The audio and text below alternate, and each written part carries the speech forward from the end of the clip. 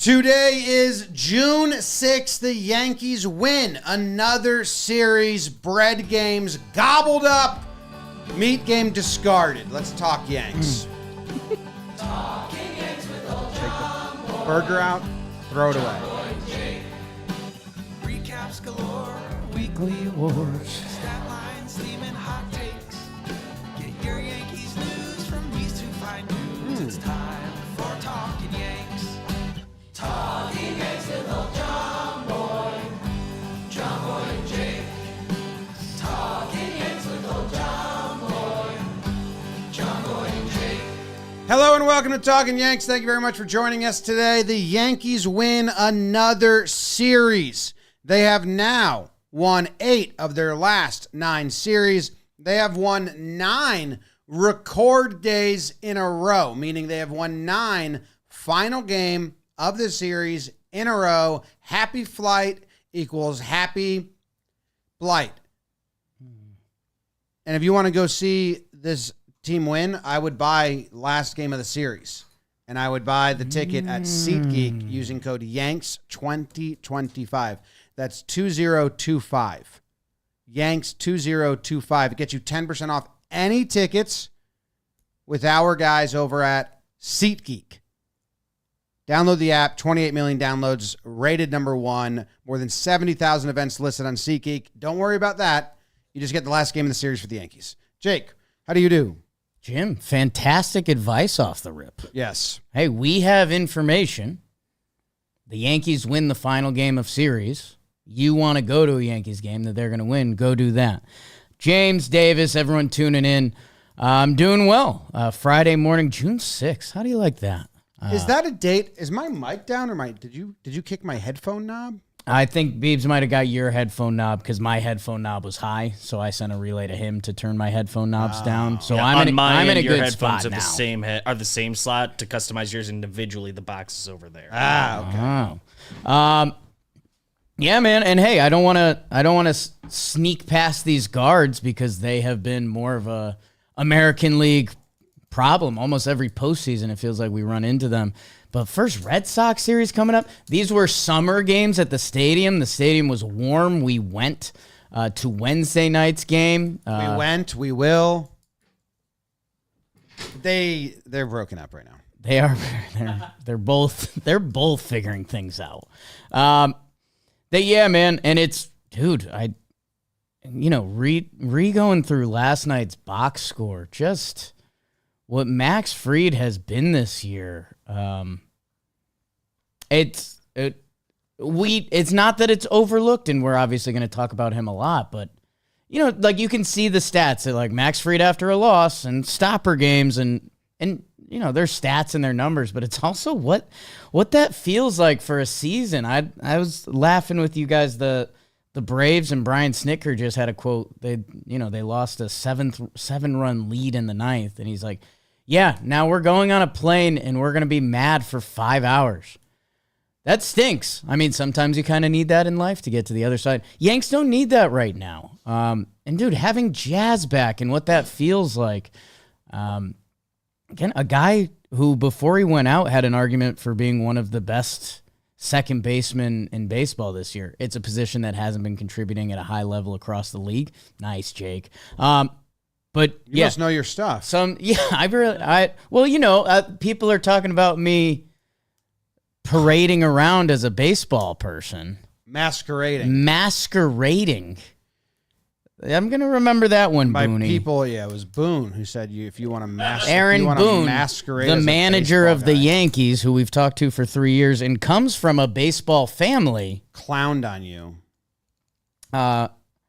Otherwise, I'm pretty good, and I think there's some fun talking points. So I'm jazzed to get into it, Jim. Oh, spoiler alert! Seems like I am also excited to get into it. The Yankees win. We'll give you some grounds keeping. We'll recap the 3 games. We will give out awards. I think a mix of information and humor. Yeah, I've got some good stats. You've got stats today. I wanted to get way more stats. That's the benefit of doing it the morning after, is I have a little bit of the time to collect myself and So I put bullet points for every game of things I wanted to look into. I didn't get deep, but I set a lofty goal. Okay. I got pretty good. I got hung up on some that I really liked. Sure. Some are simple. I can find them as we go. Live time. Grounds creeping. We'll do this quick. Here we go. Jazz Chisholm returned from the injured list. Yerbeat Bibas was optioned to AAA.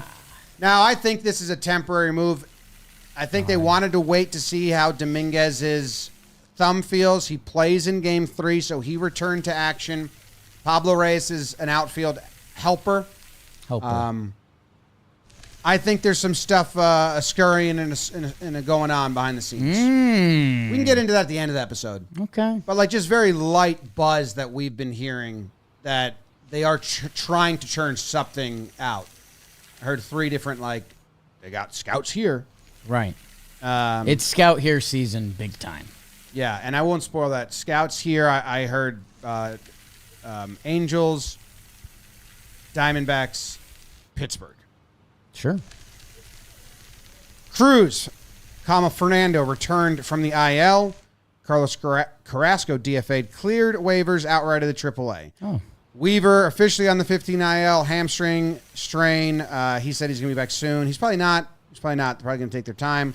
Jake Cousins begins his rehab assignment. Was he just in the wings? And then Stanton is fully ready to go.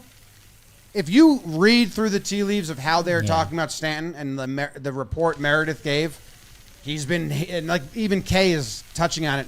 Well, he's been facing live pitching for 2 weeks now. He's been hitting off the trajectory machine. Right. They're not rehabbing him in the field because he's just DHing. And Boone kind of gave credence when I asked him, like, if Rice wasn't hitting and there wasn't like a logjam, would there be more urgency? And he said, yeah, kind of. Yeah. And then Kay also said he loves hitting at Fenway. I wonder if they bring him back for that series, and that's interesting. But I think he's ready to be dropped into action whenever. Yeah, I'm wondering if there's going to be double funny business at some point between this Boston series. Like, wouldn't it shock me if you saw the notification today and they're like, yeah, we're Stanton for this one, or the next one, and yeah, there's a Pablo Reyes wrinkle there. Is there a Peraza wrinkle there? And then, sometimes injuries and stuff can sort things instantly that, it's, the way we tag team that Boone question, masquerading as interviewers, I think we did really good there because, he gave answers, which a lot of times in that situation, because think about the potential, not the potential ripple effect on that, but how people can take that. Like, wait, Stanton's ready? he's a $20+ million player. He's supposed to be one of our peak performers. He may not be, but the way it seems to me, the way he's discussed it, and I still am hanging my hat on. In our season preview, I predicted they just sit him for 2 months, right? Just because, why not? He always gets hurt and just have him healthy for postseason. And I'm still like, are they doing that? I don't know. It seems odd. Anyway, that's the groundskeeping. Okay. And now we will burn. Oh. Right? You think so? We could try it. And you could also try yourself a Ford store. Burns are presented by your local Ford stores. Listen up, Ford owners. You're invited to an exclusive meet and greet on Wednesday, June 18th with Yankees alumni Lee Mazzilli. Come on. Sign up at FordMVPPerks.com. You just got to show your key fob. Reservations are limited. Sign up today. See the link in the description. Man, Lee Mazzilli, Willie Randolph. A lot of good memories there. A lot of good memories. The Guardians would head down under. You gotta see the baby as Tanner twirled it for Cleveland while the Yanks were in baby Joey mode as they rode on Carlos's belly. Yes, no reason for an Aussie theme. The DJ with a new hit single scores Jazz. It's 1-0 Yanks in the 5th. Rodon ate healthy but couldn't resist the fry. Only run he gave up was to David. 7 innings pitched, 1 earned run. 8 Ks, bottom 7, run defense in football, and Gene Stick Michael no, strength up the middle. Jazz to the right, Volpe to the left, Homa, Devin Williams with a clean 1-run 30-pitch ninth. Rodon to Leiter to Devin. Yanks win 3-2 final. Australian themed. Just because Yeah. of Bybee. Um, That name kind of throws you into an accent. Bybee. no. Oh, So it worked out. okay. Before I was jumbling all my thoughts, I thought game one was a Rodon and Belly game. So the original joke that ran through my head was the Yankees had a Baby Joey game where they Rodon and Belly. And then I realized that the big Belly game was last night. So then that was out. And then Bybee worked. I was like, well, fuck it. This Okay, was nothing matters. this was the big Jazz game. Jazz, Is Jazz what I'd back. say. I would say this was the, oh, yes, he brings a lot more than hitting, because he was struggling before he went on the IL. But he went, first he blooped one in front of Quan, who's the shortstop in this game for the Guardians? Arias, I believe. Arias. Yeah. And Arias got also thrown out at second in this game on the Trent misplay, tried to go to second. Because this is Arias' fault. Quan catches this all the time. And you got a shortstop just sprinting at you. And that was the Yankees' first hit. Yeah. Bottom 5. I mean, that ball is a ball you lay out for. You do like a butt slide because it's not on a line. It's not going to get past you. Right. Quan pulls up because his shortstop is just beelining at his face. Maybe Quan's going to call it, but that was nice because Jazz gets on, and then DJ comes through. So our third baseman and second baseman, the tandem we've been dreaming of, and we knew was going to be, come through. A nice hit by DJ here. I think DJ had 3 hard hit balls in this game. And which one should be at third, which one should be at second? An interesting kind of topic in all of this. But also, you mentioned Jazz just showing all the tools. It's a 2-out single, but that was a line drive by DJ to Big Christmas that I don't know how many other Yankees score on that. No, that's Jazz putting on the... Like, that might be Jazz alone, maybe Belly. And again, this isn't shots fired at some of the other Yankees base runners, but it's pure speed. It's 2 outs and you should be going on anything. But I mean, wait, BBD, go back to where Jazz is when that throw is home, which Jazz, I think we've all agreed upon, most athletic, speediest Yankee we've seen in a long time. Like if that's a step behind, that's a bang bang play. So yeah. It's not supposed to be shots fired at anyone else, but it was cool seeing anytime DJ goes to the opposite field, that hits a Yankees memory cord. And Jazz is the only guy that scores cleanly on that play. Yes, that's what I'm saying. He brought his speed, and then he did make a nice play at third. Goldie had to make a short backhand pick. I won't get hung up on Jazz too much because I think he's getting talked about later. DJ comes through. O'Neal set that up really well. He was like, these are the spots where we used to see DJ come through, and then he came through. DJ also hit one to deep left that Quan ran down. Nice piece of hitting. And he also hit one hard to first that like Santana made the play on. But I think statistically, DJ it was good contact in 3 of his 4 at-bats. So that's a good note on the game there. Of note. Yes. In the DJ Peraza battle. Yeah. Well, Rodon did lose his 20-inning scoreless stretch on a play that if Jazz was at second, he makes. But Jazz made a couple nice plays at third. DJ and Trent teamed up to get Arias out because Arias got a big talking to on that play. And I'm thinking he also botched that one. So double up. Yeah, it's something for as this second base, third base situation evolves, and it's part of the reason I've begged Peraza to be just a little bit better. Yeah, I mean, that would have been 7-inning shutout. And DJ, it was one of those weird things when we went through his player profile and projection before the season, like how very little second base he's played in the past couple years. And yeah, that was a tough one. Like 2023, DJ played 9 games at second base.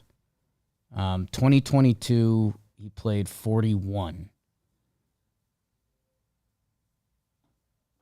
in 2024, he didn't play second base at all. So it's fun. Yeah. You know, we have this image of DJ, the second baseman, in our head, obviously. But in the past 3 years, like, he hasn't been playing there. Like, many more games at third and first. Yeah.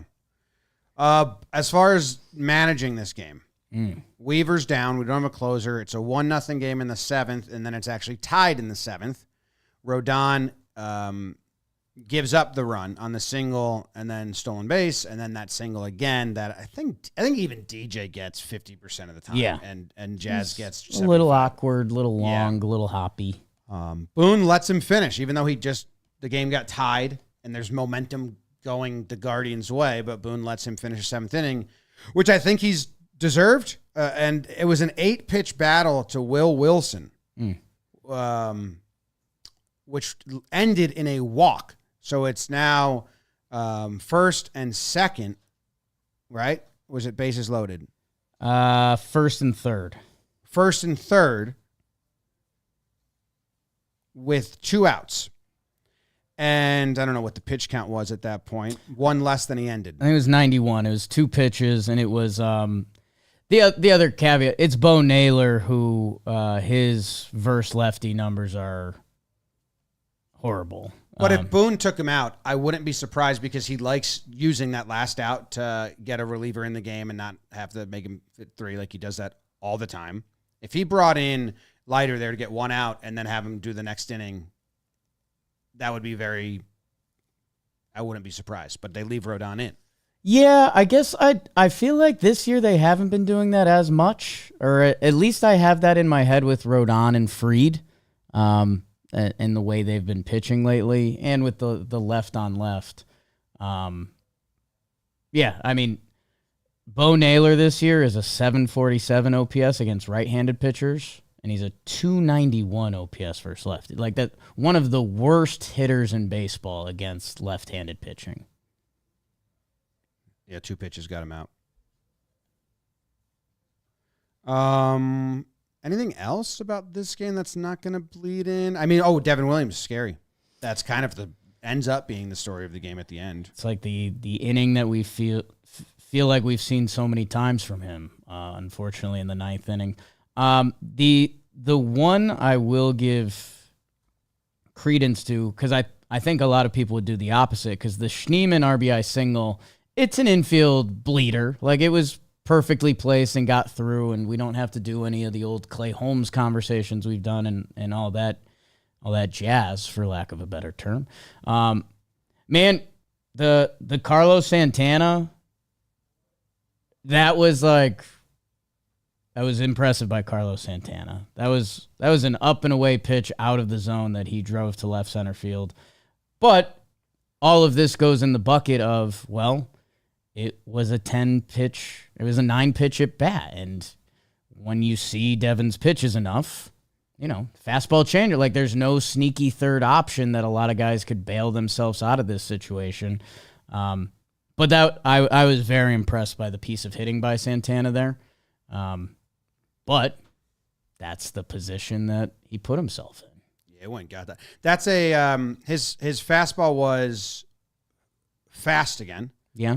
So we're 3 games in a row where his 4-seam has averaged 94 miles per hour. I think that's the most amount of games in a row we've gotten out of him where that's happened. So hopefully it holds still up there. May 22nd it averaged 92. May 5th it averaged 92.4. It's a big difference. Like to see that trend up, because it matters. It matters. I think that's his average, right? 94 on the 4-seam. Yeah, and if you look at his fastballs from this game, it's 94, 95, which he should be at. And there was 2020, he averaged 97. Jesus. Yeah, I guess for me, there's a lot of his early appearances there. A couple 91s were popping up, which that's a different pitch. Yes. It's a different pitch. I agree. Agree with me. They win the game. They do. That's Sandwich begun. Mm-hmm. Game 2? We were at this game. Sure were. Me and Hal. The Yanks would try to put the L in Luis L. Ortiz's name, but a Schmitty first by Clarke. It's 3-0 Guards right off the rip. It'd stay that way into the 8th. Clarke settled down 5.2, 3-earned run, 8 Ks, but smack that, give me some more as Cleveland hops in their Lamborghini Manzardo. It's 4-0 Guards, and that'd be the final as the Yanks get shut out for the second time this year. Kind of a dud game because the first 3 batters combined for 3 runs, or first 4, 5, 6. I forget when Manzardo got J-Ram in. I think there was 2 outs at that point, right?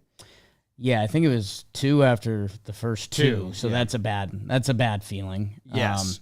And then Schneemann comes up. I think he was hitting 5th, 6th, 5th. 1, 2, 3, How many double plays were in this game? 6. I think Volpe find hit out. into 2. I think Rice hit into 1. I think Belly hit into 1. I think J-Ram hit into his first. 4, Quan. Quan hit into 1. Yeah. Quan hit into 1 and Volpe hit into 2. Look at that. And didn't Rice and Belly? Rice, no Belly. There was a close play. Rice, Volpe, Quan. Belly was just thrown out. There was that, it went to replay. It was very close. It was like the whole stadium cheered as if they were going to overturn it, but we were looking at each other like they're not, because it was that whole thing. The ball was in the glove, but had not hit the back of the glove. There was a lot of replays. First base ump made a great call when he was off the bag. That was nice. And then they were just twisted up their scouting report on this guy. There were 2 strikes. I don't know if you can find these easily or not. There was 2 strike 3 looking, Judge and Goldie. Same pitch. You just don't see, which means they had a different scouting report. They're sitting fastball to not even have, like, those guys can react to 2 strikes. Goldie doesn't strike out a lot. Like he is usually not in a position where he gets fooled so much, or he's sitting on a pitch so much that he can't even, like, react. Same with Judge. You don't see it a lot. I think my only caveat counter to that, because they could, I mean, they obviously didn't hit him, so that all of that can very much be in play. But it's also like front hip sliders to righties, which pitchers don't do that. Pitchers don't try to do that. I forget it. I think it was one of the Yankees broadcasts this year. They were like, "Yeah, that's a mistake." But yeah, it's just funny because it's the same pitch to Judge and Goldie. That if it was a fastball, it looked like it would run into your ribs, but it's a slider and it's kind of middle in. But yeah, if they swing on those and hit a homa, you'd be like, oh yeah, Ortiz leaves a slider over the plate, but that's not where pitchers try to leave sliders. So I don't know. My goodness. Rewatching it. The Goldie one is hilarious. It's a 3-2 pitch. Sprinting. He just starts walking before it even crosses the plate, basically. Oh, fuck me. Yeah, like I'm if you're going to do that. Oh. Like if you even look where the catcher sets up, the catcher's set up down and away, and it ends up middle in, which in a way is a mistake. In a way can be a really tough pitch for a hitter because that's not what you expect. Yeah. And I was doing this. Well, it's baseball. Luis Ortiz stuff-wise, like his strikeout of Jazz, there was an up and in 97 mile per hour fastball that you're like, all right, like we don't have anyone in our bullpen that currently does that. So, tough to say where the scouting, where baseball. Goldie also got by Clase at the end looking. Yeah. And they almost, their record against Clase is, what was it after the last postseason? They might have been due for one against Clase. They almost got something together, though. Yeah. And it would have been a little more pressure if Sharkey had not given up his home run. Hits Judge with a few slide pieces that were pretty nice. He pumped 101. He's good. 6 out of the last 10 outings they've gotten to him. No, that wasn't. Yeah, 6 out of the last 10 outings the Yankees had gotten to Clase. Nuts. I wanted another one. Yeah, I will say the consensus from everyone at our office was like, you guys picked a pretty good game to be at, because on TV it was one of the worst watches of the season. It's true. Hal was there. Hal was there. I got my you got a first picture with Hal. First picture with Hal. I got 2. It was I don't nice. know which one we posted. I think they chose to post the one that you took. Yeah, I like that one. I know you like the other one just a little better, but Well, you can Hal's see not it's as Hal defined. more. Yeah. Yeah. And that's He was kinda, just in- he's the feature of the photo. We were at a business event hosting clients for the sales team and John Boy Media, so we had a suite to do that, and Hal was 2 suites over. Owner's Not in the owner suite. No, the owner's suite is the suite that has a 3rd row, which Right. is a great move by George. Right. My suite has just one more row. It juts out. Yeah. Hal was hanging out with another guy. I turned and I was like, oh, it's Hal. Jake, it's Hal. And he heard He me heard. say That wasn't great. Yeah. But then he wasn't did great. look and we waved to each other. Yeah. He doesn't know who we are. It's fine. Yeah. He just thinks we're fans. Go, oh, Hal. Yeah. Yeah. It's Hal. I don't think I knew that part of the story. Yeah. It wasn't bad, but it definitely wasn't good. It's definitely funny from my position. Yeah. I mean, he likes being appreciated, man. Yeah. 2 thumbs up. Should have given him 2 thumbs up. The Bud Selig. Game 2, they lost, which just meant they were going to win Game 3. And if you didn't think that, that's on you.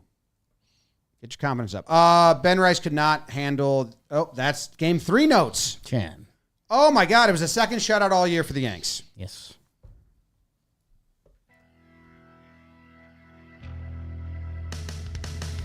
Yankees stopper Max Fried would be needed again to win a series against Slade Ciccone for the Guards. In the 4th, Belly says, hey, Slade, why don't you Ciccone these nuts? 2-run homer into the bullpen, feeling like a Buddha night at the stadium because the Yanks believe in the Belly.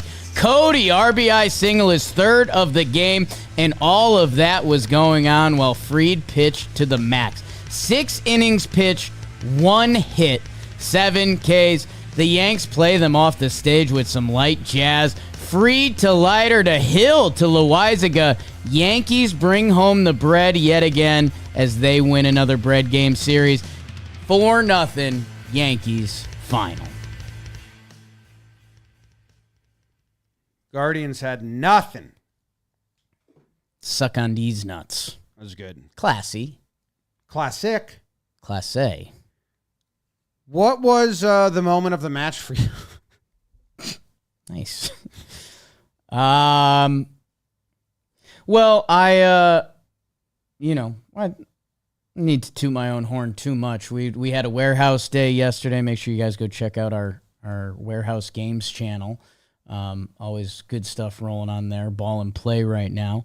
And we were leaving, and young Matty Mass was like, hey, who's going to homer today? We asked, is it a righty or lefty pitching? Great question by us. Yep. We know ball. I threw out a belly. So when he did homer, that was a good feeling because Matty also didn't take my advice on it. So You took my advice, which is wrong. I grabbed the dog, showed him the pee puddle he made, and said, "Don't do that again." Yeah. So yeah, that felt pretty good because with Max Fried rolling like that, he had that 1 inning where he ran into trouble.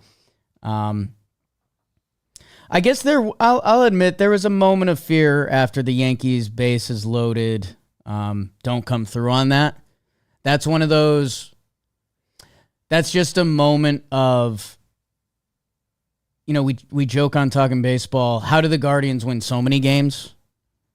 And it's because they just play really good baseball, which people don't quantify, but like a nice, second base to home plate to first base double play to get out of a bases loaded, no out jams and not give earned runs. Well, that's when, okay, if you have your 1 inning of the game and you flip it, like if that was the Yankees last year, that goes very differently. So the Guardians just play good baseball, but they got outgunned by Max Fried, man, who again, he's probably getting talked about more in a minute. You think so? I think so, man. I don't know. I didn't even watch. What's That's that a lie. mean? What's I that watched. What's that Moment of the match for me Right. was Tim Hill coming in Man. because he's been struggling. How about the Michael K. Tim Hill love affair a little bit? What'd he say? It was just like this guy in the moxie to come in, and he's coming at you, and he's basically throwing one pitch, although he didn't last. That's night. what I wanted to look at. He threw know. 2 sliders, Yeah. and Struck a guy out. and I wanted to look at that. That's one of the stats I wanted to look up that I didn't get to, but I can do it really quickly. When's the last time you threw sliders? Because if it's a long time, He'll mix one in. I feel like, but it's one. Like, think about it. His slider percentage is like, what's it at? 3%, 5%. because he threw. I mean, that's a big spot. That To was not his go with first your slider that like moved. But and then he threw another one. But to not go with your bread and butter pitch when you got bases loaded in a 2-run game. If he throws that slider there and it gets hit for a double or a homer, You question it. you're like, hey, dude, you're the ground ball guy, and we need double plays here. I don't like being the poo-poo police. Yeah. Although, just talked about what I had to do to Matty Mass. I believe that slider was against Naylor, who I mentioned before has the worst versus lefty numbers in the league. So Most But still. sliders he's thrown in a game this year, he threw 5. in one game, In this game, he threw 5 sliders. And it's bases loaded jam. He threw 27% sliders. It was, I mean, if I go back the last couple of years, what's the most sliders he's thrown in a game ever? yeah, wow. 10 in 2021. And he finished 1, 2, 3, 4 of his 6 outs or 5 outs. He finished with slider. So that's But I mean, his numbers had something been to watch. His numbers have been going the wrong Right. way recently. So it was like push come to shove. He's like, okay, I have to change it up. I'm on the Yankees now, not the White Sox. People are putting together a scouting report on me. This is new. People are planning for me. Usually they're like, don't worry about this guy. He throws fastball. Right. You can figure it out. But now they're kind of, hey, he's been good. Hey, he's been good. He's been good. So that is, he threw 27% sliders. That's of note. Yeah. And that's kind of the whole thing you were noting. 33% put away on the slider. Okay. That was my note. I also, I don't think Grisham gets talked about in awards. Does he? So sleepy. It's tough. I mean, we're talking about this moment right here, right? This moment of Tim Hill coming in, and it's a 2-run game, and bases are loaded and games on the line. Right. Beebs, I'm going to send you this video. I edited a little bit. Slightly edited. I'm slacking it to you, so we'll get there. Or maybe I didn't edit it. I don't know, but you can show it. Grisham with just a Grisham catch. Signature. Actually, it wasn't bases loaded at this point, but it was 9th inning. Wait, this is a different game. Okay. No. It's this game. Watch this. The glove never goes up, dude. Why? There's no need. High school players right now are getting yelled at by their coaches for doing that. Because it's sleep style. That's what he's about. Like, he's stylizing that, but in the sleepy way. Yeah, I guess Just running his hand into the ball. Yeah, I He's mean, not going and getting it. He covers some ground there. I like it. And B, I think being lefty changes our scope of that play. That's not his sleepiest. I don't think that cracks my top 5 sleepiest plays for him. I don't know if I ever see many players besides Gary Sheffield catch a ball and never raise it above their body. Yeah, run it one more time because I don't know. I think it would be for him being lefty. He has to kind of turn and like snatch. I obviously this has some senior sleep to it. Does but the glove go above the belt? that was a comfortable catch. He's a comfortable guy. I don't think that cracks his top 5 sleep moments of the year. I'll be on the lookout. I think most outfielders raise their glove. I think a lefty going that way, we don't see as much. Glove side's a factor. Judge had, but okay, so Judge had one. Judge had one in game 1, basket catch. Right. But he's like, leading with the glove. Right. Running like this, you would see. This is just right here. As if he had like his arms pinned to his waist. Had to catch it. It's cool. He's king of cool. Any other notes I had? Let's see. Okay, so Fried pick off Rice. Rice got handcuffed on that. That was bad time. Led to a lot more pitches. I am going to freak the technique a little bit here. 1, don't care because Max Fried. 2, I'm going credit to Jose Ramirez. He outfoxed the fox here. He was baiting him the whole time. The couple of pickoffs before that, I was watching J-Ram like, you're a sick puppy, dude. Because he was doing, Max Fried has that slow-mo leg, and he's known that he has one of the best moves in baseball. He can come over it every time. Michael Kay during the broadcast got that Michael Kay excitement to be like, remind me to ask Max Fried if he decides sometimes mid-pickoff to go over there.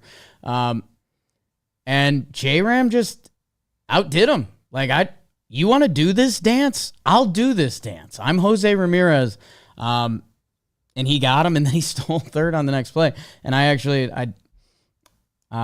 we do, on Talking Baseball, we do the all JM team. And J-Ram versus Bregman was the discussion for American League third baseman. And it's very close. The only big differentiator was stolen bases. And sometimes, stolen bases aren't. Sometimes there's the lazy stolen base or the second follow-up stolen base. Jose Ramirez affects games with how he runs the bases. So I'm putting that in a J-Ram good bucket. Okay. Which you have some stats on that. Oh, I sent BBD the stats. J-Ram at the stadium. It's unbelievable.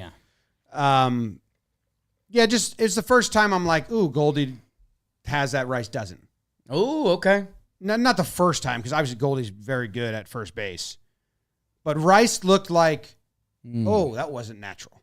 He kind of got stuck in a squat and wasn't in a mobile position for it to get past him.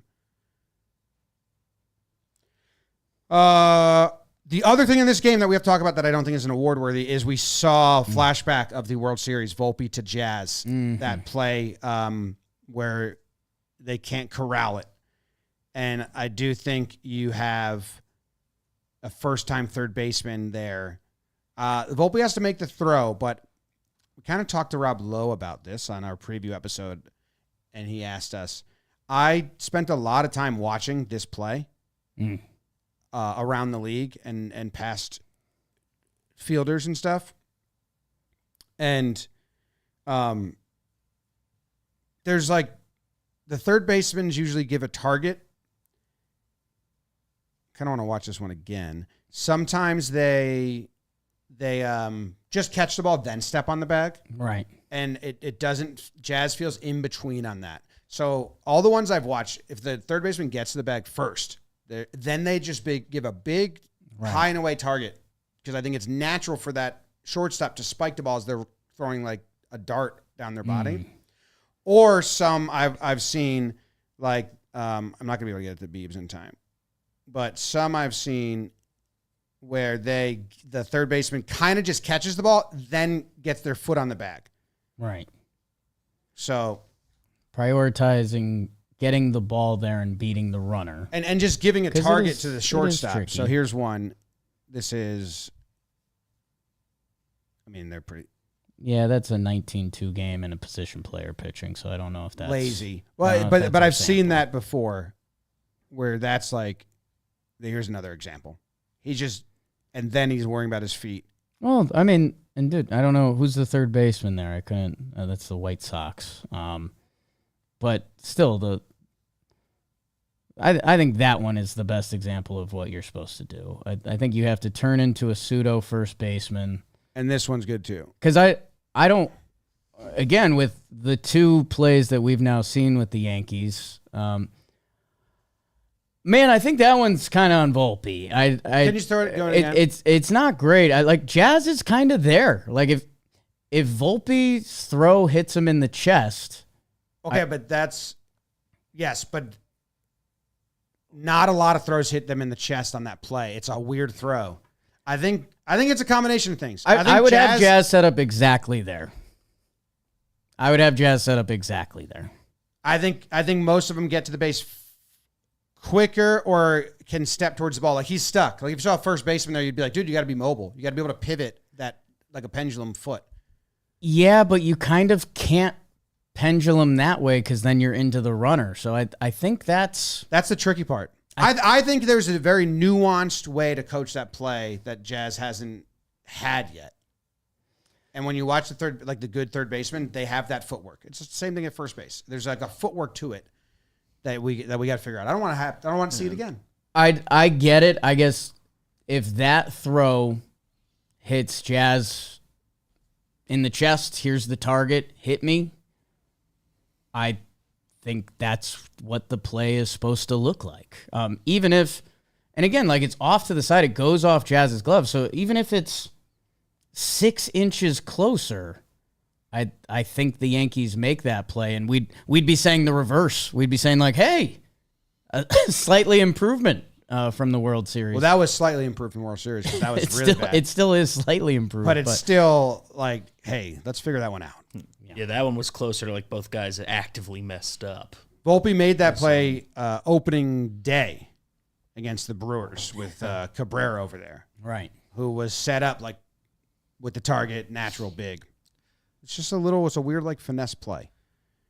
That doesn't seem like it. I had one rude thought about the play where it's like, can't believe they haven't learned that play after spending all the spring and the first month of the year telling Jazz to never practice third base. Yeah, right. That's it. But they've been good. Did Jazz get an 0-2 hit in this game? Did Jazz get an I think his last hit game? where he drove someone in was on an 0-2 pitch, which his 2-strike numbers in the past have been not great. Yeah, 4-pitch, strike, foul ball, single. How about that? His second 0-2 hit. Left on left cutter had a lot of the plate. That's none of my business. Peraza 2 hits. I don't know if we're talking about that. And got robbed. Hit one to the gap in the that got tracked down to start. Yeah, there's a lot of buzz about Peraza right now because he doesn't really have a role on the team. And they can't send him down. Talkman for Wandy. Do it. If it's out there. If it exists, if the limit exists, that's all I got. J-Ram at the stadium, 393 batting average, 471 on base, 689 slug, 35 games over the last 10 years. Insane. Yep. Insane stat. All right. Pride of the Yankees is brought to you by DraftKings. Use code YANKS when you sign up with DraftKings Sportsbook. It is not Sunday, so Jake gets to give out Pride of the Yankees first. Thank you. Thank you. I am going to give my Pride of the Yankees to Max Fried. Wow. No need for funny business here. Oh, there's always a little need for funny business. Like I mentioned, Max Fried, 6 innings, 1 hit, 2 walks, 7 strikeouts. So he allowed 3 base runners in his 6 innings. There's the stopper numbers on Max Fried. You can go there. I'm going to zoom out a little more, Jim, because I've teased these with the people a little bit. If you go back to 2020 and you do best ERA from starting pitchers, earned runs allowed, Max Fried's ERA since from 2020 to 2025 is 2.7. That is the best of any starting pitcher. Corbin Burns is a 2.86, and you'll remember Corbin Burns was a free agent. He had some different priorities, but he got more money, less years. He's now banged up. Again, rooting for Corbin Burns, but just something to pocket.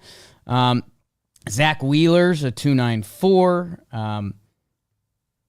There's only a couple guys with similar innings. I think Max Fried is 19th or 18th in innings pitched since in that time frame. Nobody has a better earned run average, and that's what we're seeing from Max Fried. And we did the whole offseason. What are we going to add? What's it going to look? What's the Soto audible plan? It's like Max Fried, and hey, there might be a hint of if Garrett Cole's medicals are what some of the rumors are, that it makes pitcher the go-to move. 13 starts. He has a 1.78 ERA, which, again, not too far off from who he's just been as a pitcher. It seems like he's just all about it. It's like a modern-day Andy Pettitte, except the stats back it up a little better instead of some of Andy's. You look back at some of Andy's years, and you're like, oh, Andy rolled a 4.3 that year? But Andy was kind of a dog, and a lot of moms had crushes on Andy Pettitte, and now I think that's going to flip to Max Fried. He's been amazing. Amazing man. Stopper. Bathtub. Bath over the shower, if I was to give him an award. Okay. Because you need the stopper to do that. The clog. The whatever. Say that again. Does he not pitch at Fenway? I would have loved to seen him pitch at Fenway. Maybe in a week or so. I think the Yankees need to start giving him tests. How do you mean? Like botch some plays behind him. Like I think Rice not getting that led to him having little Yankee prep. Led to him having to throw more pitches. Some stress tests. Okay. He only got through 6. I think he wants to get through more than that. Right. So yeah, some stress tests. Like this was easy for him. Guardians righties aren't really right. Like Rodon and Fried. That's a bad time for the Guardians. Because they're going to put more righties in, and that's more guys we don't want to see right now, or we want to see right now against them. Max Fried, when pitching after a Yankees loss, 6-0, a 0.57 ERA. Not bad. So I think there's also a really good butter knife, because I think his only, not even his lesser starts this year are against NL teams. So I think there's a Max Fried AL piece that he's been dynamite. Really? Against the American League, yeah.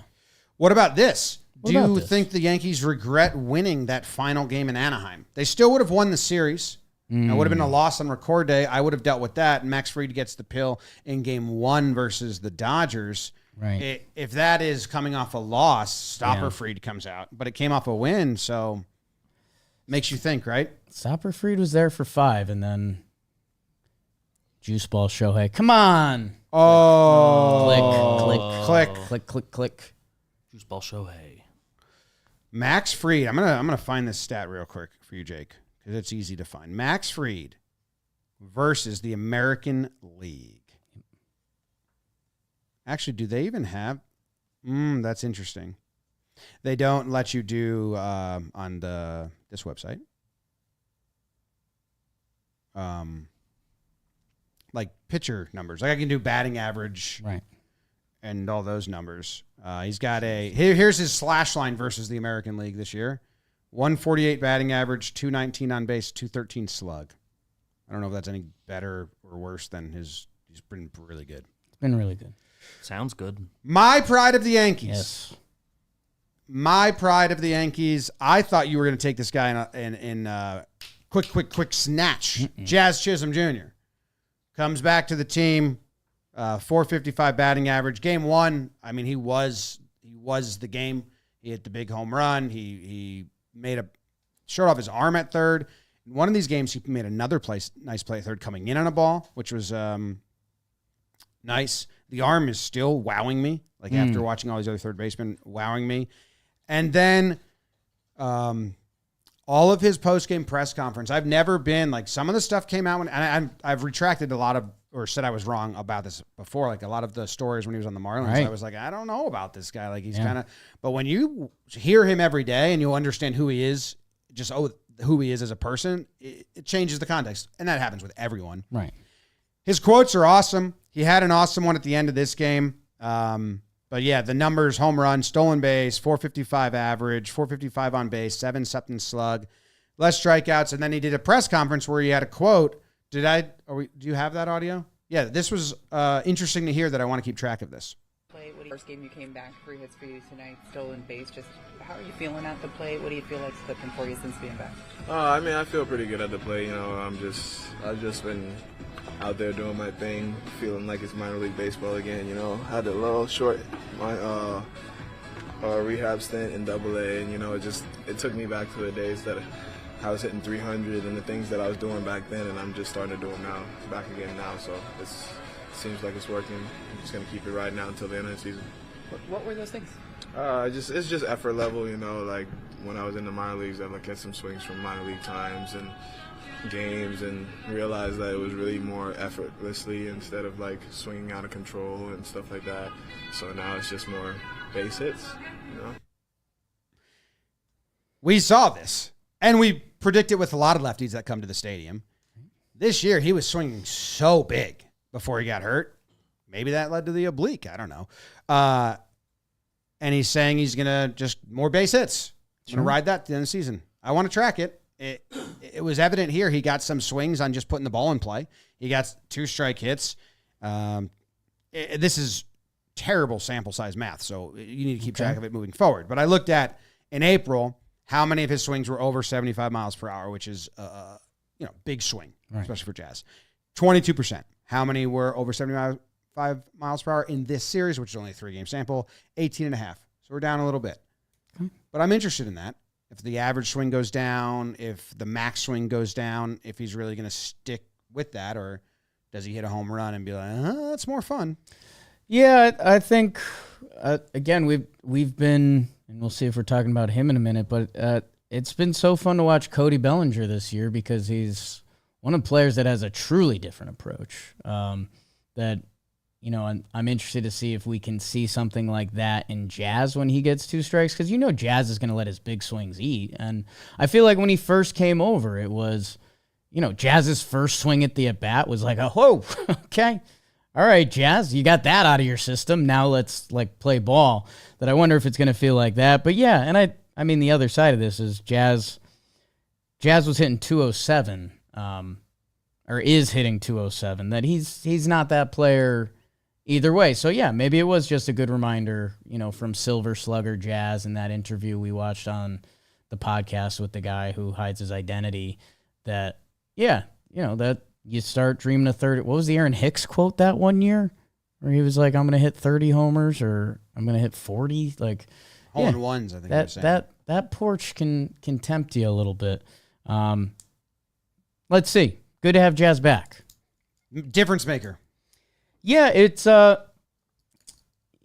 think people slightly misconstrued it / it wasn't my best tweet, but the Yankees played really good baseball while Jazz was out, that they won a lot of games. So when I say we didn't miss Jazz, yes, I miss Jazz over some of the Peraza Yorvi at-bats, obviously, but the net overall with the Yankees is there wasn't a lot of episodes where we were banging the table like, Jazz, oh my God, the lineup's dead, Jazz comes Just back. waiting for Jazz to be Well, when back. they said, it's been 28 games, he missed all of May, I was like, oh, damn, didn't feel that long. Right? Yanks been playing good. Exactly. They 4-1 in June? What's that face? Are they? I was that face was me being proud of my simple are the memory. Yankees- Well, they went undefeated against the Dodgers in June. 1-0. And then, And then 2-1. This, so 3-1. 3-1. So I was wrong. Okay. I turned, Not as happy. For one after today, probably. Yeah. God damn. That was an I anticipatory. hate being so wrong all the time. Are the Yankees hot? Yeah, I mean, they're just really good right now. Because they were 19-16 Yeah. on Cinco de Mayo. A little Cinco de Mayo bonding. Okay. They are now 38-23. They're 20-10 in their last 30 games, which is tied for the second best in baseball with the Cubs and the Tigers. The Twins are 21-9. 19-7 in their last 26. Like that's a hot streak. 14-6 in their last 20. So yeah, you're something in the middle there. You're searching for, right? No, I went above that, and I think I got it. In between 20 and 30 is what I'm saying. Yeah. 20-10, 14-6 is the last, and then in the last 10, 7-3. Yeah. Who have the Twins been playing that they're winning so much? A bunch of West teams? Nobody. Oh, they just won 3 out of 4 against the Athletics. Yep. They lost 2 against Seattle walk-offs. Bummerosa. All right. Yankee MFer. Oh. Wow. Before we get to that, like we told you, Pride of the Yankees brought to you by DraftKings. Make sure you go to the DraftKings Sportsbook. Baseball is rolling, and our partners at DraftKings are in on all the action. Right now, if you're a new customer, use code JMBaseball. You can bet just $5 if your bet wins. You'll score $300 in bonus bets. Walk-off homas. A nice pitch. Okay. Download the DraftKings Sportsbook app now. New customers, use the promo code JMBaseball. Bet just $5 on any wager and get $300 in bonus bets instantly if that bet wins. Promo code JMBaseball only at DraftKings Sportsbook. Crown's yours. You Yankee motherfucker. Yankee MFer, huh? Who are you going with? What you gonna Easy? do? Is this hard? I mean, there was a lot of bad batting in the series. Yeah, that's true. Okay, I'll do something real. He's doing something real. He's going for distance. He's going for speed. Paul Goldschmidt. That's what I was going to give it to. 0 for 7, so that's not a banner performance, which ties him for the lowest batting average and essentially gives him the lowest on base. He had 1 walk, 4 strikeouts. And Jim, when I was debating, because I was like, is Goldie going to be an award for me this episode? And, the theme, if it was going to be a gymnastic theme, something about the splits. Goldie's starting to trend towards a little bit of our slight fear before the season when we started getting into the numbers. And again, what he has done against lefties this year is still sicko stuff. 5'10", 603 on base, an 882 slug, a 1.486 OPS versus lefties. So that is legendary. That's one of the best lefty versus lefty performances I think I've ever seen for a 2-month period. The problem versus right-handed pitching, which there's a lot more of that. He's got almost triple the plate appearances against righties. He's down to 267 batting average, a 302 on base, a 651 OPS. So against righties on the year now, he has been below average. So when we're looking at Yankee lineups, and there's been a couple righty lineups recently where Goldie has been leading off or at that top, he hasn't been that guy. So let's see how it evolves. Let's see how it develops. Paul Goldschmidt, I believe he's pretty much every second half he gets better, which, again, if we got to control the numbers here, like, hey, those lefty numbers can come down a little bit if we could boost the righty numbers. But yeah, his righty stats are not impressive / below average. Now that they have Jazz, and I don't know if they did this earlier or not, so I'm kind of interested. Now that they have Jazz, they moved Goldie in between him and Belly. Was he sandwiched between 2 lefties before? At leadoff, I don't even know if it matters because you're not platooning, you're not using your pitcher. But they're trying to get him into that reliever lane where he will face a lefty reliever in between Belly and Jazz, which I do think will help him out against relievers who he's been absolutely dominating. Yeah, my butter knife, I can add more stuff to it now because it was, if you took out the Colorado games, he's the Colorado games save his last 18 games. If you take out those 3 Colorado games, the stretch since May 16th isn't great. He's 1 for 13 in June. June swoon. Ooh, that's not good. It's not good. Is June swooning? It's not good. What date did I say? Not May good. what? 18th, I think you just said. 16th was the Mets start, so May 16th through now. I just realized I was trying to do that butter knife on Google Sheets, but I can do that now by just toggling every other, like doing his stats versus opponent, which I just did for Max Fried in the American League. And I didn't realize this was something I could do. So now I'm pumped about it. Max Fried, the American League. Another just Goldie quirk to keep an eye on. Yeah. He's been a much better road player early on. I knew that. 1 OPS on the road, 652 at the stadium. Well, he's not hitting homers. Right. And as a righty, Yankee Stadium isn't the most friendly for singles, doubles, where other stadiums are. Okay, so if you exclude the Rockies since May 16th, I'm only excluding the Rockies. That's it. Because they are statistically the worst professional baseball team in the 150 year of the sport. So far. So that's why I'm excluding them. Just swept the Marlins. 208 batting average, 283 on base percentage, Yeah. 313 slugging. So that would be a low 6 OPS. So it has been a bit of a slide. That's the last 53 plate appearances, whatever games that is. 18 games, but I'm taking 3 of them out.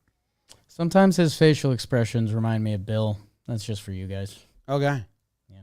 I hear it. I see it. So, yeah, I was going to go MFer too. I'm not really that worried.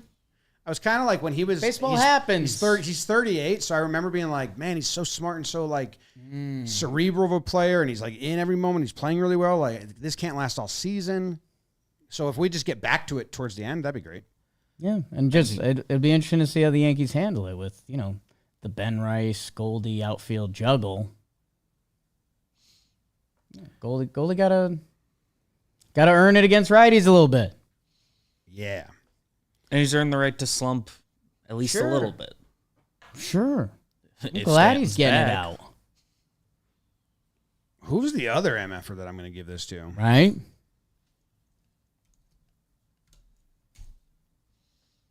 It's Trent or Ben Rice for me. But I don't know if there's a differentiator between the two. Neither did really anything. I think Ben Rice hit into a lot of tough luck. He hit a lot of hard balls. And I don't know if Trent's even gone an MFer this year. So I might just rip the Band-Aid off, give it to Trent. You could do it. You gave it to He's Trent. been I haven't given it to sliding Trent. You could do a dirty Clarke one. Pretty No. rude. Pretty rude. That would be rude. Because if the Yankees scored 4 runs in that game, we'd be like, Clarke stuck it out and he pitched well. Yeah. No, I don't think Clarke deserves it. I'll go Trent. I haven't given it to Trent. He has a bad series. I liked the catch, but he doesn't get a hit. Yeah. 0 for 10, 3 walks. So that's what I'll do. Yeah. Great. Great. Good. Great. Grand. Wonderful. Next stuff. What if is he a Rockies guy too? No, he hit well against the Dodgers. Let's go. Regular old awards. Today's episode is sponsored by Hims. Man, if ED is getting you down, you need Hims. Get your confidence and other things back up. Hims provides access to treatments that can help you stay hard and last longer, Interesting. so you can be ready whenever the mood strikes. They're changing men's health care by providing you with access to affordable sexual health treatments from the comfort of your couch. We're 100% online. No need for uncomfortable doctor's visits. Start your free online visit today at hims.com/Yanks. That's Hims, HIMS.com/Yanks for your personalized ED treatment options. The products mentioned are chewable, compounded products which are not approved by or verified for safety and effectiveness by the FDA. Prescription require an online consultation with a healthcare provider who will determine if appropriate restrictions apply. See website for details and important safety information. Subscription required. Prices vary based on product and subscription plans. Plans. Regular old awards. You get to go first. I'm going to go first, Belly. if that's all right. Good guess. Respect that guess. How do I want to phrase this? We're all good. Award. We're all good. We're all good. We're all good. We're all good, man. Usually that seems like you're turning someone down. Like, hey, do you need more drinks? We're all good. No, you can stop fishing, but it's not that. Oh. I wasn't fishing. Well, I was letting the people know my thought just process. fishing. You didn't have to respond. Gone fishing. We're all good. We're all good, man. Volpe. Carlos Rodon. Oh. Jim, we came into this year still doing... Where are we at with Rodon's contract? Is he a potential like trade guy if we need to with the Yankees? Like there was still a lot of open roads that Carlos Rodon could have went down. The 2023 season was so bad. He joined for 14 starts, 6.85 ERA. He got rocked. He stomps off the mound in his final game. It goes as bad as possible. He goes missing. Last year, Rodon, a nice season. The stats didn't fully, by the end of the year, show what Rodon did. He had a sandwich year. He had those 6 starts in the middle that really threw everything off. Otherwise, Rodon was really a stable horse for them last year. Stable full of horses. This year, he has been a dude. He's getting shown up by Max a little bit, but again, that's kind of okay. He leads the American League in wins. I like that. He's got a 2.49 ERA, and he's striking people out at the San Francisco, Chicago White Sox level that we looked on his baseball card and we're like, yeah, okay, this guy coming in great. 2023 was so bad. It's a long time ago. Time heals all wounds. We're all good, man. Like, you're part of the fam. Let's see how the rest of this plays out. I was debating calling this like we're back to neutral, but that just sounded a little more toxic. Like, we're all good. All that's in the rear view. Let's go forward. You are a guy and like a part of the organization family. Like Max Fried's the one we're comparing to Andy Pettit. Rodon's not there, but he's in the club and we're all fam. Do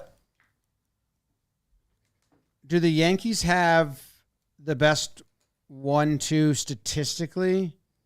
No. Of playoff teams, maybe?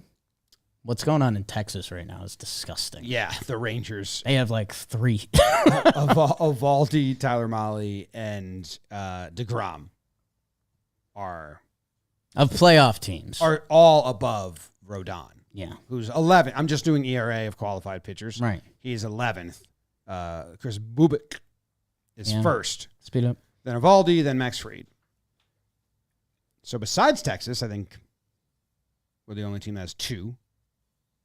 Waka and Bubik are close. Might be very close because Waka is right behind Rodon. Oh, I'll take Fried and Rodon. Personal taste. Yeah, I'm just saying. But dude, like the whip starts with a 0. Like Rodon has been dominant. Yes, I mean he leads the league in hits per 9. The least amount. The FIP is. It's all right. I just loved watching his growth as a guy on the mound. He's like, it's very slight, man, but there's plays being made, and he's turning around and clapping and appreciating him. It felt like he had that, I'm the pitcher. I get the job done. You guys are just here to fuck up plays behind me. Not exactly that harsh, but it just seems like he's more tuned in to like let my defense work for me and then like appreciating them or when they fuck up, picking them up. Right. and not getting rattled. Like, he just seems way calmer. I know it comes with success, but also it's probably a mindset that helps the success as well. Yeah, and it's something, sometimes people don't think of the Talkin Yanks E60 personal piece, but it's not a mid-season thing anyways, but like, dude, there's a full-blown conversation there about like who he is as a person, I think. And I think he's tapped into that. And coming off San Francisco where he's 2.88 ERA, back-to-back Cy Young top 6, and then he gets 150-plus mil from the Yankees, and he's the piece that's pairing with Judge. Like, there's got to be a lot that went into that changed him, that he literally he walked away from the team on the last day of the season and spent time by himself away from his family. So, like, there's a lot that's gone on through there, and it's been cool to see him evolve. And I had some stat. Sure. That I was going to... What was the stat I wrote down about his start? I feel like I might have been wrong anyway. Second least amount of sliders thrown in the game this season. But I want to double check that. Yes, he only threw 20 sliders, 21% of the pitches. So he threw 21% sliders, and on average this season, he's throwing 28%. But it also has to do with lineup. Like, he's faced lineups where he's facing all righties, but he had a decent amount of lefties in there against the Guardians. Last time he faced the Guardians, it was 8 righties, and this time they're like, we got to throw some lefties. Yeah, and I think last time we did this, was it him who'd been sneaky better against righties this year? Because he had faced so many more. Yeah, he's been better against righties this year, Are you on a splits? What are the plate appearances? Righty versus lefty. 245 plate appearances for righties, 65 for lefties. Yeah, so. He's been getting these. Like, everyone's just throwing every righty. Well, maybe that's even more impressive. Like, yeah, who cares? That's an easy thing we could make an excuse of if he was getting hit a little bit and be like, oh, they went full righties today. No, and his baseball savant looks pretty like his 16% changeup. Like, we dreamed of days like this. We dreamed of days like this. I just did a roundabout way to find out like the lineups he's faced, and he had 3 in a row with Beebs. I was looking at this. He had 3 in a row games where out of the 8 starting, he faced out of the 9 starters, 8 of them were righty. Well, where you going, Hank? My award is the Uncle Joey Award. Uncle Joey. Now, I could have gone one step further, and it would have been cut it out. Yeah. Come on. Yeah. Yep. I don't need to fish. You did, kind of. I pay attention. Cut it out. So who do you need to cut it out? Tough on Dominguez, but he wasn't around a lot for this. You mentioned Ben Rice before. Wells is still funking around. Clarke Schmidt. Yes. Yeah. I thought you'd get it right away. Bang. I'm an artiste, Jim. And this is the second time Clarke Schmidt has gotten the Cut It Out Award in the history of Talkin' Yanks. I think the last time was like in 2023 season, I would guess. And it's a little different this time, but it's still the same sentiment. Oh. Clarke Schmidt. You nodding, Beebs? Is that true? 2023 against the Blue Jays. You give him the Cut It Out Award. Yeah. Toronto. So it's a repeat award. Right. Clarke Schmidt faced 3 lefties to start. I gave this the Cut It Out Award back in 2023, saying stop throwing your cutter to lefties, dude. Right. He proved me wrong. Yeah. He found out how to use it against lefties in a good way. Effectively. He went away from the good usage situation in this game. That game started, Quan got 6 pitches, 5 of them were cutters, he walks them. Then, up next, Martinez, first pitch cutter, home run. Homa. Then J-Ram got, I think, 6 pitches as well, or 5 pitches, and 4 of them were cutters. So he threw 10 of 12, the first 12 pitches were all to lefty batters. 10 of them were cutters. They resulted in a walk, a homer, and a double. The next time those guys came up, he mixed it up much more and got away from the cutter and threw sweepers and forcing fastball sinkers and changed it up. The other interesting thing about Clarke's pitch mix this game was to righty batters, he threw only 2 pitches, a 2-pitch mix. First time this season, I think the first time in the last couple years as a starter, that he just threw 2 pitches to righties, cutter and sweeper. That's all. And he had a 71% whiff percentage on the cutter to the righties. So the cutter's a good pitch. I'm not saying cut it out entirely, but it's more like a mix it up. You have to the lefties. It has to be like in a good spot after a good pitch. You can't just spam it because they hit it. That's what was happening early when you were finding it out. Yeah, I'm guessing the plan was, we often see first time through the lineup, second time through that they were going to do that, and it's tough when this is the result. But, you're thinking Angel Martinez isn't going to get you, but that was middle pitch, Yankee Stadium cutter that, Clarke loves his cutter, and like you said, there was a time where we were like, oh my God, and it's turned into a good pitch for him. I think I want to pocket this as... Well, I got more. It's the most cutters thrown to righties in a single game in his career, most cutters thrown in a single game in his career. So at first I was going to say You're Not Mo award, but I'm happy with Clarke's start. He got jumped. He gets 6 innings. It's a good start. And then this is the other note that I liked. You and I were like, dude, where's the curve? Like, use that against the lefties. Second most knuckle curves thrown to lefties in a game ever. So he did pivot to the curve, which is what we've always said. He retired 14 of 15 after those 3, I believe. It was something very cool like that. But yeah, you just can't get, if you're facing a lefty stack, you just can't get, you got to mix it up against the lefties. And he didn't. Got jumped. Yeah. Move on, Clarke. Be better. And hey, wow, speaking of, before the final awards, we'll see you guys at Fanatics Fest. Again, Fanatics Fest is back. We're going June 20th to the 22nd at the Javits Center in New York. All our John Boy Media squad is going to be there. We're going to be on stage talking New York baseball, baby, on Friday. And we're going to have a Warehouse Games booth set up all weekend. Come on through. It was a lot of fun last year. If you're interested in attending, use code JOHNBOY15. 15% off tickets at fanaticsfest.com/tickets. Jim, I'm going to give the Just Passing By award.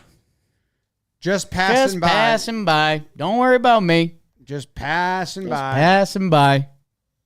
I'm just passing by award. Just passing by. Don't worry about me. What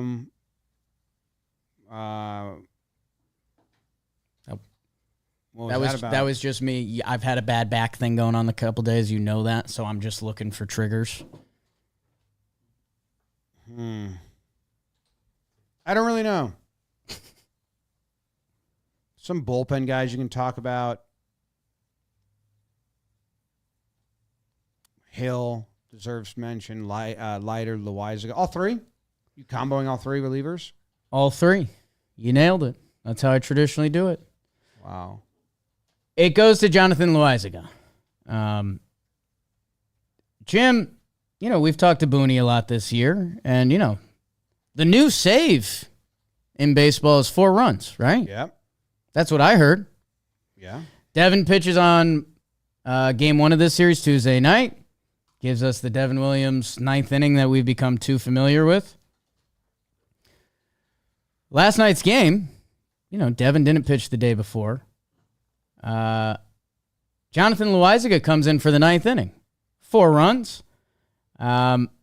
And, we talked about Johnny, and you made sure with Booney, like, hey, don't just make him a righty guy. And he's like, we're not. We're lining up our lanes back there. Jonathan Loaisiga comes in the 9th inning of a 4-0 game, which is the new save, we've been told. J-Ram, switch hitter, hitting lefty. Manzardo, lefty. Yep. Carlos Santana, switch hitter, hitting lefty. Hey. They go to Jonathan Loaisiga. He strikes out J-Ram on probably his best changeup of this year. last pitch of the at-bat, obviously. That's how you strike people out. Only one he threw him in that at-bat. Gets Manzardo on one pitch, and then he gets Carlos Santana to ground out on the sinker. 1, 2, 3, 11 pitches, 8 strikes. Don't mind me. Just passing by. You look nasty. Don't mind me. Don't worry, Devin. I'm just passing by. The J-Ram was a good at bat. Like, he battled a little bit in that one, if I remember correctly. Yep. Fouled off 2 pitches. Yeah. And he showed them curveball early, a lot of those lefties, which I thought was good because you need something that goes in to make that change and that slider work, like the change and the sinker work. So the last changeup to J-Ram was awesome. He tried to go change to Santana, but didn't get. They hit it into play, right? Next two. Manzardo, 1 pitch sinker, fly out, and then change up for a ball after a first pitch curve, like you mentioned, sinker, ground out to Rice. Yeah, First. and he threw a curve to J-Ram like early in it as well. Yep, first It was pitch. like a get me over curve. Oof, to Santana. I just watched that one. Sinker was really nice and a decent play by Goldie. Goldie made some nice plays, not like amazing plays, but nice. Yeah. Ooh, Manzardo put a swing on it. Yeah, but Dominguez was there. Mm. Yeah, that pitch mix to J-Ram is impressive. He threw 4 different pitches. They have him throwing a 4-seam. I feel like that's got to be a blip. Let's see. It could really be different. Yes, it was. Oh, wow. That's cool. We haven't seen that in a while. 97 straight as a bullet, 4-seam. Just passing by. What number does J-Lo wear? Just passing by. I believe, in my head, 43. Yeah. Okay. I just saw it, and I was like, I don't think I would have ever guessed that in my life. Okay, I have a last and final Last award. and final award. It's called Count Leverage Award. Count Leverage Award. Yeah. Fernando Cruz. It's a gift. Shark. It was a gift. I gave you a gift. Right. Sharky comes into this second game, and if you look at I like when I want to look at pitch mix very quickly, Sure. you can go to ESPN, and they tell you what the pitches were. There's a lot of other ways to go find it, but that's the easiest one. And it is a joke to look at Right. his pitch mix versus batters. So versus where was this? Where was it? Whatever. It's fastball strike 1. Right. I'm on the wrong game. Fastball strike 1. First batter just spammed splitters. Was it Santana? Who was it? Just spam splitters the rest of the way, like 5 in a row, I think. And then, it was Ramirez. 4-seam fastball looking. The next 4 pitches: splitter, splitter, splitter, splitter, splitter. Santana, splitter, ball. Splitter again. That was interesting to me. He's mixing it up. And then splitters rest away. Manzardo, first pitch splitter, ball. Goes, now he has to get back in the count. Fastball, home run. I pulled some stats here because I was like, I need to see the difference after 1-0 and after 0-1 for Fernando Cruz and then compare it around. So I sent these to BBD. They're pretty wild. So this is Fernando Cruz numbers if he throws strike 1 or if he doesn't throw strike 1. If he does not throw strike 1, batters have an 898 OPS against him. If he throws strike 1, they have a 375. Is the right side's cut off. Look at the K percentage. I just did Ks per plate appearance. Half of them strike out if he throws strike 1.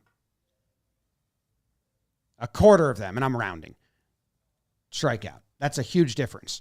And I was like, all right, but this is count leverage is real for a lot of players. Right. So I pulled all the Yankees, and then I took the difference between throwing strike 1 and not throwing strike 1. Do you have that one, Beebs?